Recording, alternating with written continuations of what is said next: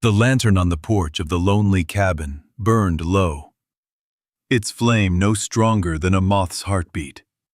A storm had swept the plains that evening, leaving behind mud, broken branches, and a heavy silence that pressed against the timbers of the house. Inside, a young widow sat hunched over her sewing table, her belly round beneath her plain cotton dress. Each stitch she pulled through the fabric trembled with the weight of her grief, for her husband had been gone for weeks, locked away by the marshal in a town she dared not visit. A sudden knock shattered the stillness, not a polite knock, but the sharp, hurried pounding of someone desperate to rid themselves of a burden. She froze, needle poised above cloth, heart hammering. With slow steps, she opened the door. No one stood before her. Only the whisper of the wind carrying the scent of wet earth. Yet on the porch rail, draped like an abandoned flag, lay a coat. It was her husband's. She knew it instantly.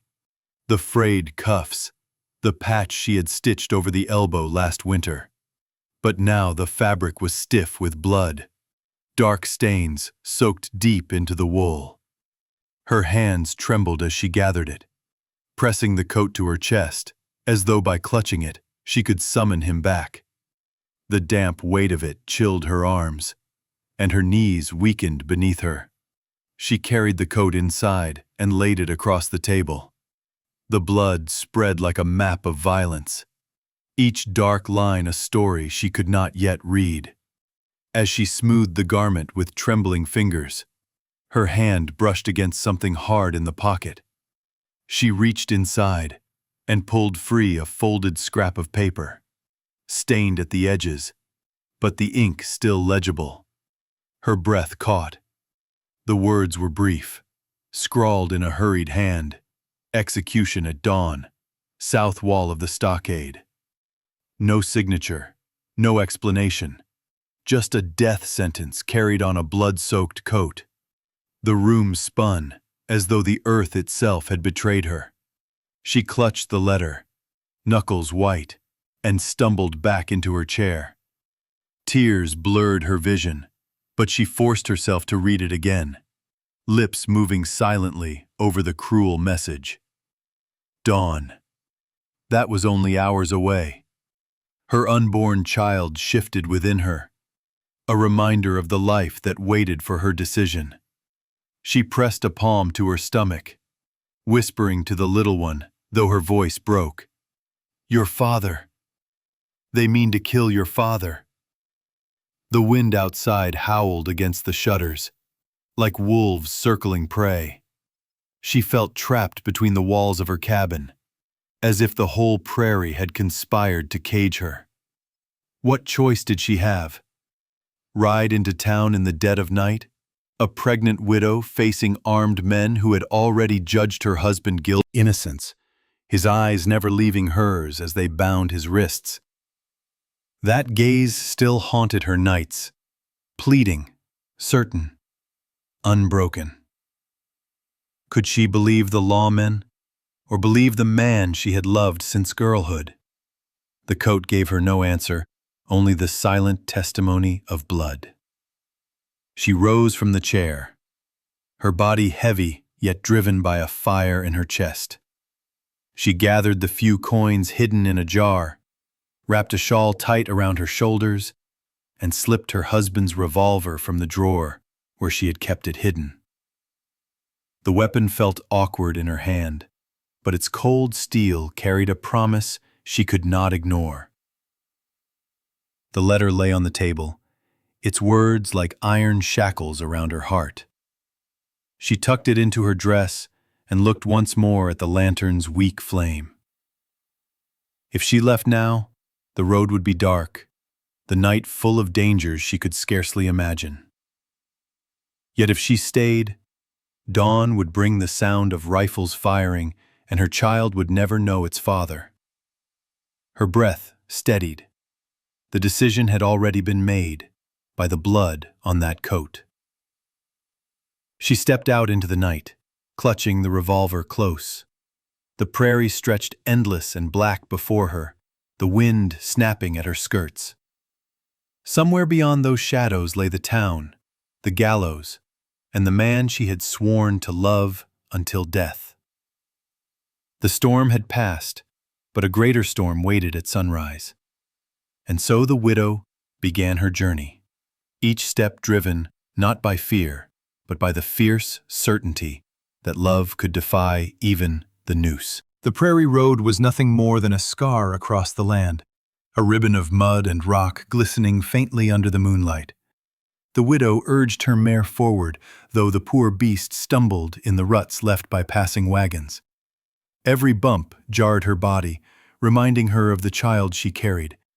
Yet she pressed on, one hand steady on her belly, the other gripping the reins with desperate resolve.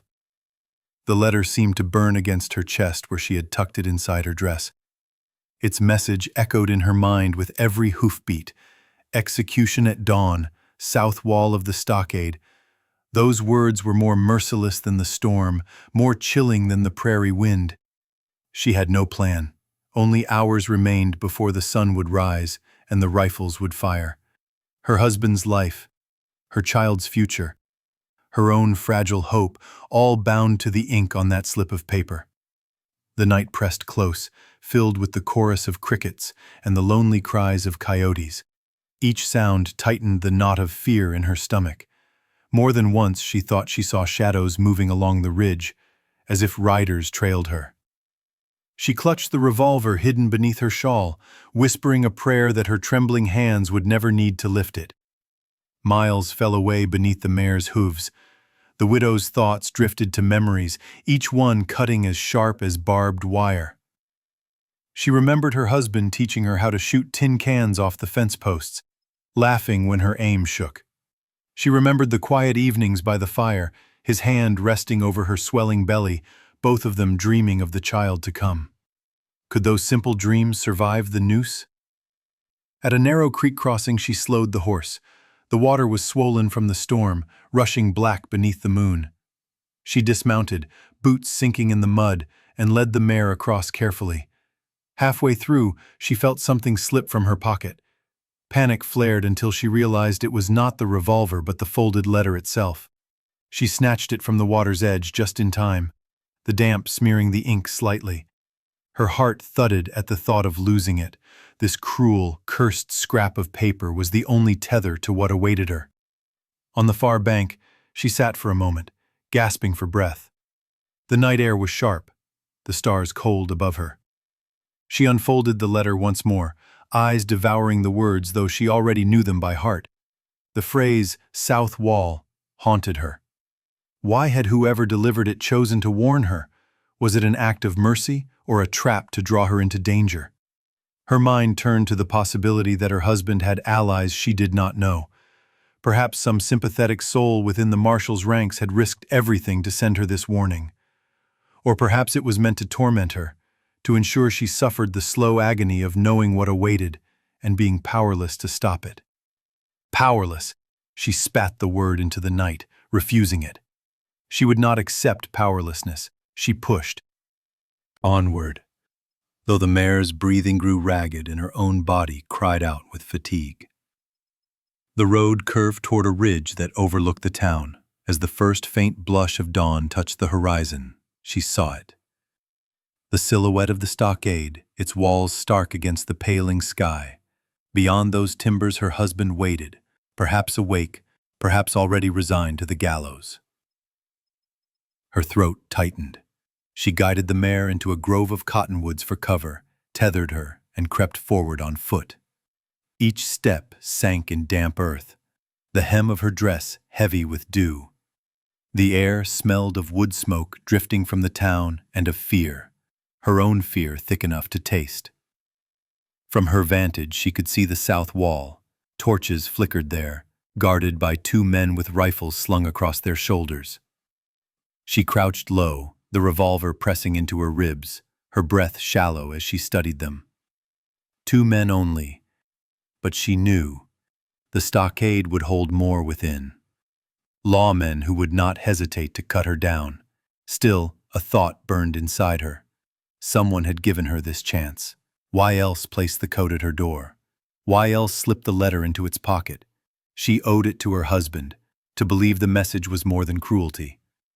Her eyes closed and she pressed a hand once more to her belly. The child kicked faintly, as though echoing her resolve. When she opened her eyes, they burned with a new clarity. She would not wait for the rifles to sound. She would act. As the horizon brightened with the promise of day, the widow crouched in the shadows of the cottonwoods, her hand wrapped tight around the revolver. The letter, damp and wrinkled, lay against her heart. The moment was coming when she would have to step from hiding, to gamble her life, her unborn child, and her love, on the desperate hope that fate had not yet sealed its verdict. The stockade loomed before her, black and implacable, and the world seemed to hold its breath. The first rays of dawn bled across the prairie, staining the horizon in pale fire. The widow crouched low in the grove of cottonwoods, her heart hammering louder than the morning birds. The stockade loomed ahead, its walls of rough-hewn timber bristling like the ribs of some monstrous beast.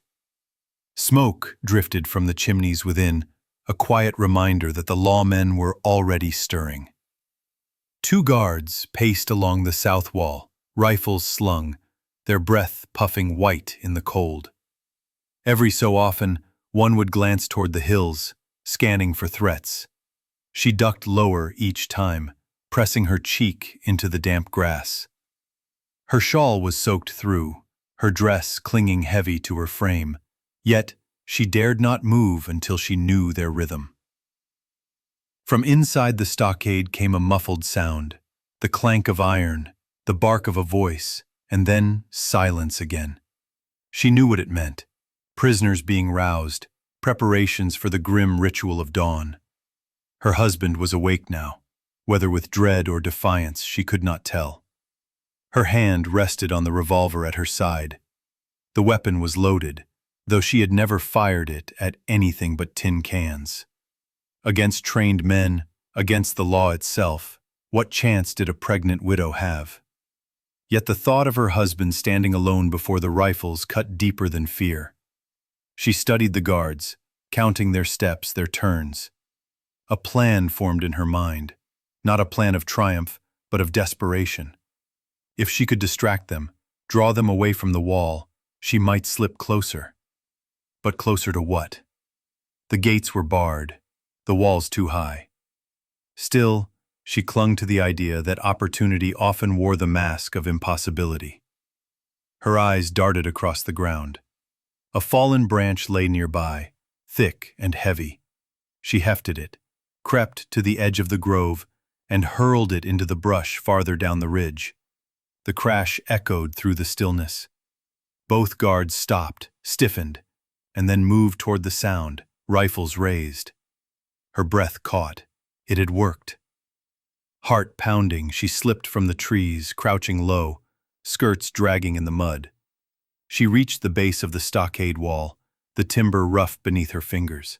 Her pulse roared in her ears. She pressed close, listening. The voices of the guards faded as they investigated the disturbance. For one stolen moment, she was alone with the wall and her resolve. Then, footsteps. Heavy, deliberate, coming from the other side. She froze. The footsteps stopped directly opposite her, separated only by the wood. She held her breath, praying the boards would not betray her. A voice muttered, low and weary, "Lord, have mercy on us." Her heart jolted. It was not her husband's voice, but another prisoner's. She pressed her hand flat against the wall, as if the gesture could carry her presence was there alive, but her throat locked. One word would draw every rifle to her hiding place. Instead, she whispered to herself, "Hold on, love. I am here." The footsteps receded. The widow sagged against the wall, her body trembling. She could not breach these timbers, not without help, not without a miracle. And yet, she had not come this far to surrender. The eastern sky flared brighter. Soon the sun would crest, and with it, the moment of execution. Her mind raced. If she could not reach him, then she must stop the execution itself. But how? A sudden sound split her thoughts. Hooves. Riders approaching from the north, their figures silhouetted on the ridge. She shrank back into the shadows, watching. At least half a dozen men on horseback, dust rising in their wake. Not soldiers, their movements too loose, their clothing rough. Outlaws, perhaps, or vigilantes. Whoever they were not bound by the marshal's law. The guards shouted, calling the alarm. The riders descended toward the stockade, whooping and firing into the air. The widow's heart leapt and sank at once. Chaos had come, but chaos was a blade with no master. Gunfire cracked. Voices roared. The guards at the wall abandoned their posts, rushing toward the gate. The widow pressed herself into the mud, clutching the revolver, eyes wide. Smoke drifted. Horses screamed. Men cursed. In that storm of noise, she saw her chance. Crawling along the base of the wall, she edged closer to the gate. Splinters bit her palms, mud caked her knees, but she did not stop. The stockade shook with the violence of the clash. Through the shouting, she caught fragments of words. Justice, vengeance, blood for blood. These men were not saviors. They were executioners of a different creed. Yet in their fury lay her opportunity. As the gate shuddered under the weight of battle, the widow crouched in the shadows, revolver in hand, every breath a prayer. The dawn had come, but its judgment had yet to be written. And in the heart of that chaos, she steeled herself for the moment when a widow's love must stand against the shadows of frontier justice. The gate of the stockade shuddered beneath the pounding of hooves and the thunder of gunfire. The widow pressed herself into the shadows, heart racing so fast she feared the men outside might hear it over the chaos. The dawn sky, once pale, now flared with fire and smoke. The vigilantes screamed their creed of vengeance, their shots rattling against the timbers. From within, the marshal's men shouted orders, returning fire through cracks in the wall. Horses reared, men fell, the ground itself trembling beneath the weight of violence. And in that storm of fury, the widow faced her choice. She could turn back, slip into the grove, take her mare, and flee. No one would know she had been there. No one would call her a fool for daring to face the impossible. Her child would live, safe from the crossfire. But her husband would die with the rising sun, his body left to swing beneath the eyes of strangers. The revolver felt impossibly heavy in her hand.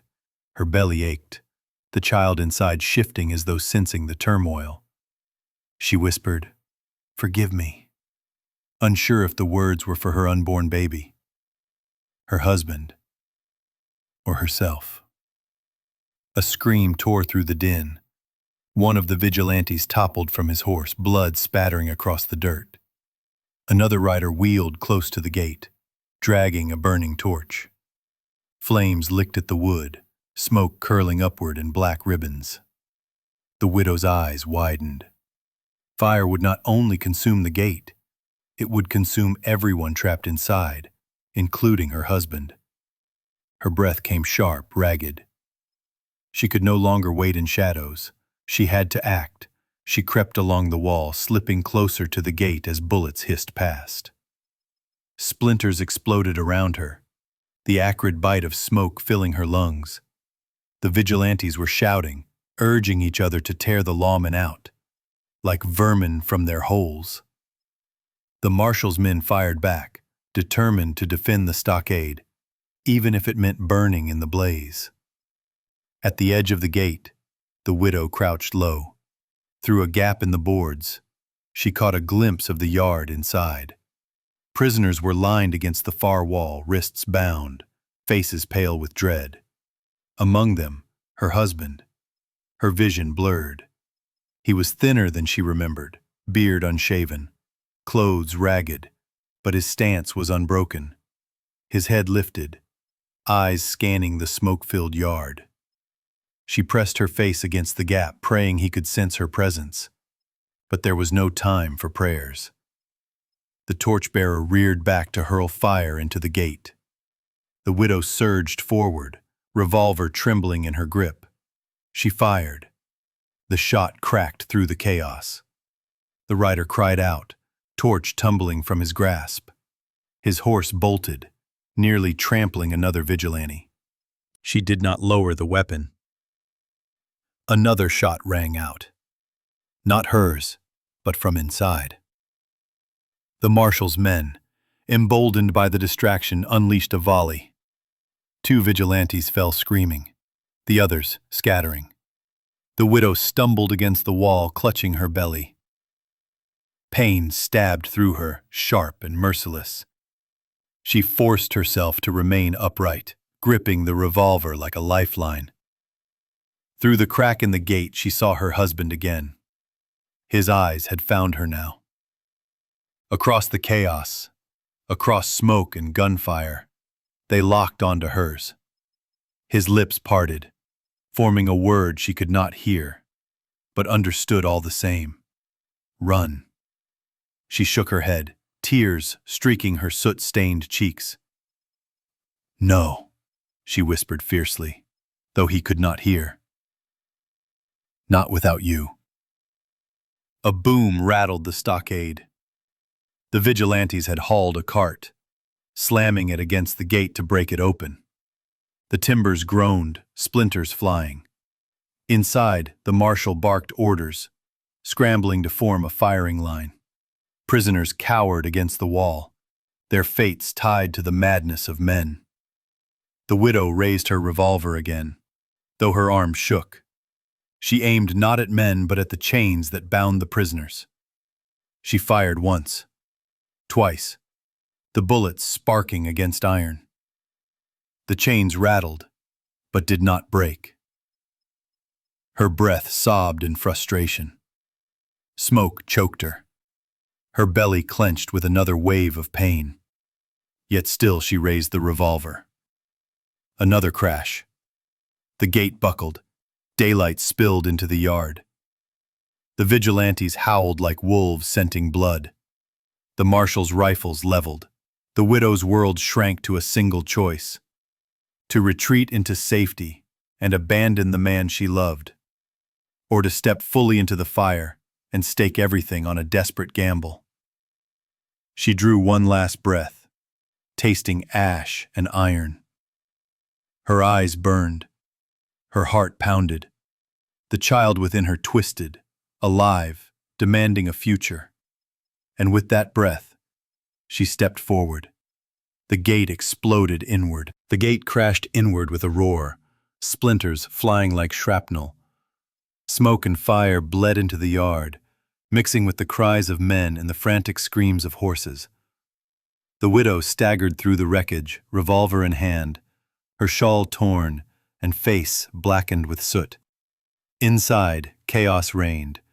Vigilantes poured through the breach, firing wildly, their eyes lit with the frenzy of vengeance.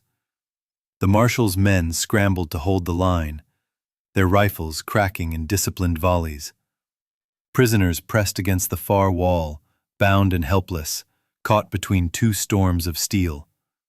Her husband stood among them, chains at his wrists, back straight despite the terror around him. When his eyes found hers, the world seemed to narrow into a single thread stretched between them.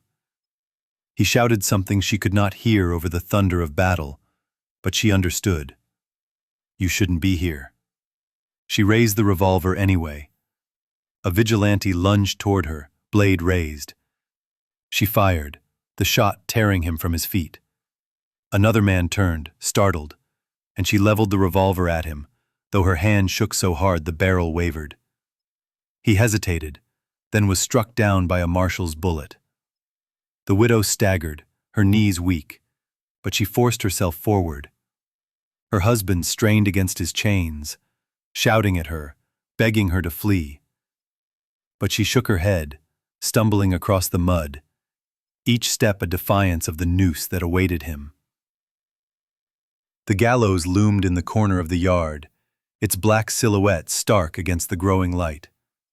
The rope swayed gently in the morning wind, as if already eager for its burden. The sight stabbed her like a knife, spurring her to reckless speed. Gunfire roared around her. The ground trembled. She reached the line of prisoners, dropping to her knees beside her husband. His face was gaunt, eyes burning with disbelief and desperate love. She pressed the revolver into his chained hands, whispering fiercely, "Fight!" He tried to refuse, shaking his head, but she forced the weapon into his grip. Her own hands scrabbled at the chains, nails tearing, blood smearing against cold iron. "Please," she begged, her voice breaking. "Not like this. Not without us." A bullet slammed into the post above them, showering splinters.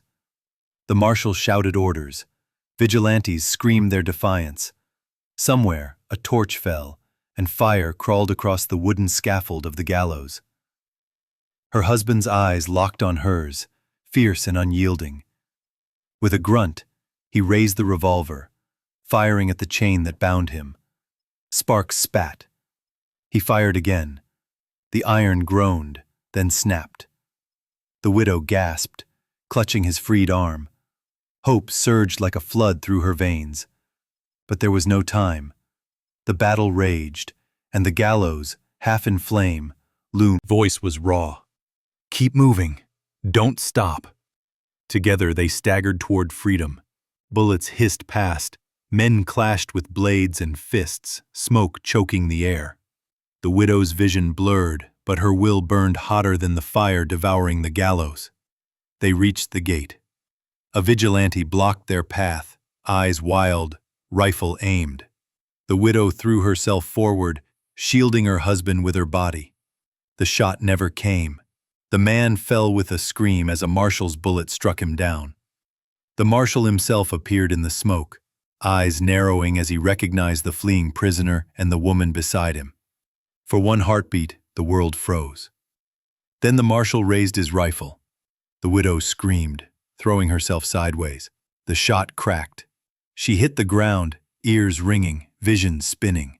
Her husband wrenched the rifle from the marshal, striking him down with a desperate blow. The man crumpled, groaning. The widow struggled to her feet, clutching her belly, pain searing through her. Her husband grabbed her hand again, dragging her into the dawn. Behind them, the gallows burned, its rope twisting in the rising wind. They stumbled beyond the stockade, into the open prairie. The wind howled across the grass, carrying the smoke, the screams, the echoes of the noose that had nearly claimed him. The widow collapsed to her knees, gasping, tears streaking her soot-stained cheeks. Her husband knelt beside her, clutching her face in his shackled hands. "You shouldn't have come," he rasped. Her lips trembled, but her eyes blazed. "I couldn't let the wind take you." Around them, the prairie stretched, endless and uncertain. Behind them, the town burned with the madness of men. Ahead lay only shadow and peril. But between them burned a fragile flame, love, defiant, unbroken. The wind carried the echo of the gallows rope, creaking in memory, a reminder that death still hunted them. Yet the widow raised her chin, feeling the child stir within her, and whispered into the dawn, "We are not finished." The prairie answered with silence, vast and eternal, as the widow and her husband vanished into its embrace, carrying with them the desperate hope that love could outlast the gallows.